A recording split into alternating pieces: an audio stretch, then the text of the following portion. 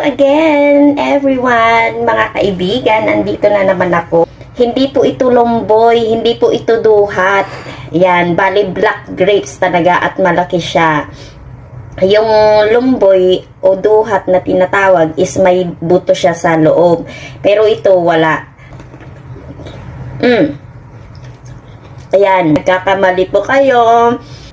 So, napakatamis niya at seedless. So, ito ang kakainin ko ngayon. Ayan. So, may naiwan pa doon sa ref. At itong green pears. At syempre, itong orange.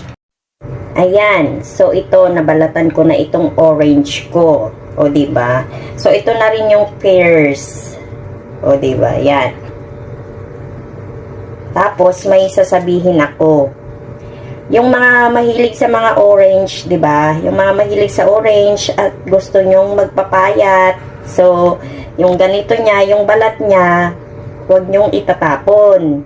Okay? Kasi maraming magagawa diyan sa skin, sa balat ng sa balat ng orange. Pwede nyong ipangkuskus sa mukha nyo para maging maganda, ganon, o diba, yan. Tapos sa buhok para maging shiny, makintab siya, yan.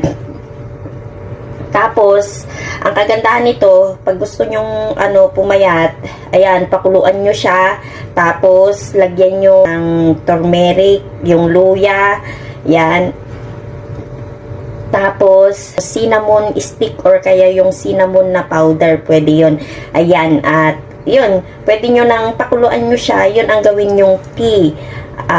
Umaga at saka tanghali. O, depende sa inyo. Ito na yun, so itatago ko ito kasi papakuluan ko to mamaya para aking iinumin para naman mag-lose weight. Pang-lose weight kasi ito, aside sa lemon, itong orange magaling din, maganda rin para pang bawas timbang. Tsaka syempre, pampakinis ng balat. Yan, maalis yung mga insecurities nyo sa inyong mga balat. Kapag ito ay pinukuluan nyo at pinampaligo. Maganda sa buhok, maganda sa skin, maganda sa lahat, okay? So, wag nyong itatapon. Makakatulong ito sa inyo, okay? Tapos, yung mga, basta yung mga balat-balat na akala nyo is walang kwenta, may silbi yan sa ating katawan. So, yeah, hanggang dito na lang. At ako'y kakain na.